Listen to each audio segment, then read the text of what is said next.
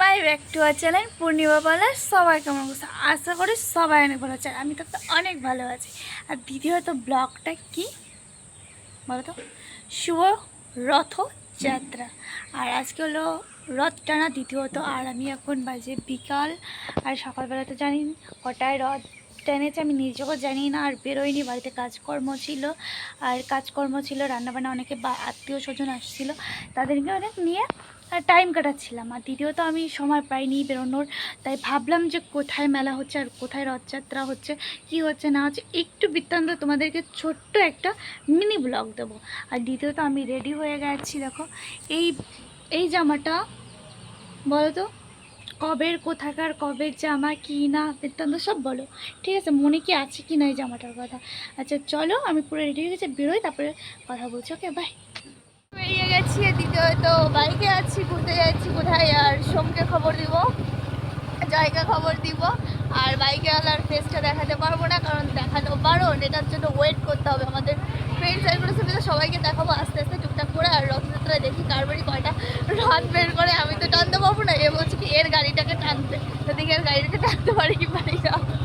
চলো যাই না। এখান থেকেই রথটা, মেন রথগুলো এখান থেকেই ছাড়ে, বাট এখানে শুনলাম যে এখনও হবে না।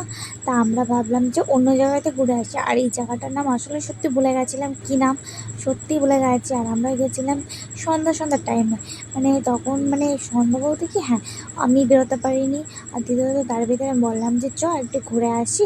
আর এদিকে ফার্স্ট আমরা জানতাম না যে এদিকে মেলা হচ্ছে, ঘুরতে ঘুরতে চলে আসলাম। তো বললাম যে তুই ক্যামেরাটা ধর অলরেডি। আর আজকে যখন আমার ক্যামেরা ম্যান আসেনি, তোকেই ধরতে হবে বাধ্যতামূলক। আরও প্রচণ্ড পরিমাণ লজ্জা পাচ্ছিলো। দ্বিতীয়ত কোনো সময় আমাকে ভিডিও করতেও দেয় না, কোনো সময় কোনো কিছু করতে দেয় না, কারণ ওই প্রচণ্ড লজ্জাবোধ করে। আর সত্যি কথা কি, আমি এই ভিডিওটা তোমাদের দিচ্ছি অনেক লেটে।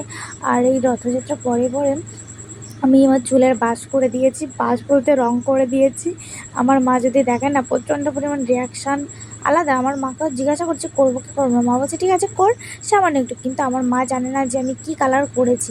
প্রচণ্ড পরিমাণ আমার মা তেজে রেগে থাকবে, সেটা পরে ভিডিওটা আমি দেবো তোমাদের নেক্সট। আর এই রথযাত্রা দেখো এখানে রথটা, আর আমি কি গোপাল মানে রথ ঠাকুরকে সবাইকে আমি ভাবছিলাম যে আমাকে একটু দেখা না রথ ঠাকুর, আমি দেখবো কয় তুই একা দেখিস নি কখনো? আমি বলছি না, আমার লাইফে ফার্স্ট আমি রথযাত্রায় ঘুরছি। কয় তাহলে তুই কেন করিস নি? অনেক, কারণ আমি ফার্স্ট লাইফে আমি অনেক কিছুই ফার্স্ট লাইফে সব কিছুই দেখতে পাচ্ছি, কারণ আমি কখনো বেরোইনি, বাট বেরোতে দেয়নি আমার বাড়ি থেকে। আর এখান থেকে আমরা যখন চলে আসছিলাম, তখন রাস্তার মাঝে দেখি গোপাল চেনে। তা বললাম যে তুই গাড়িটা থামা, আমি যাব। বলছে তো যেতে হবে না। আমি বলছি না, আমি যাব।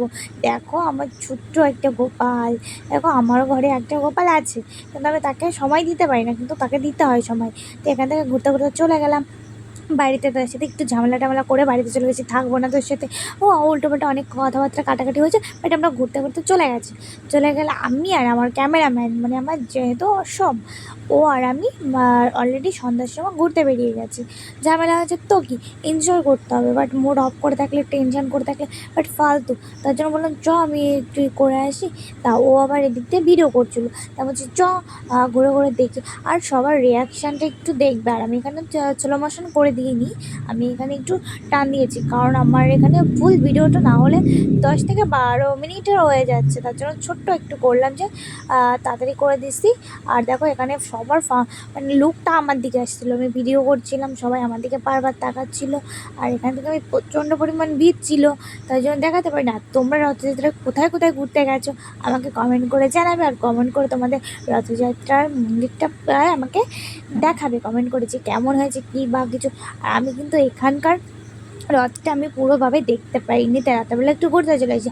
আর ভিডিওটা ভালো লাগলে লাইক কমেন্ট শেয়ার করবে। আর আমি কিন্তু মেলা থেকে কোনো খাবারই খাইনি, টোটাল বলার কি মানে সুযোগটাই পাইনি। এত তাড়াতাড়ি ঘুরছিলাম, বাট বেশিক্ষণ থাকা যাবে না, বাট রাত হয়ে গেছিলো, বাবা খুব বকা দিবে, তার জন্য খুব তাড়াতাড়ি বেরিয়ে গেলাম।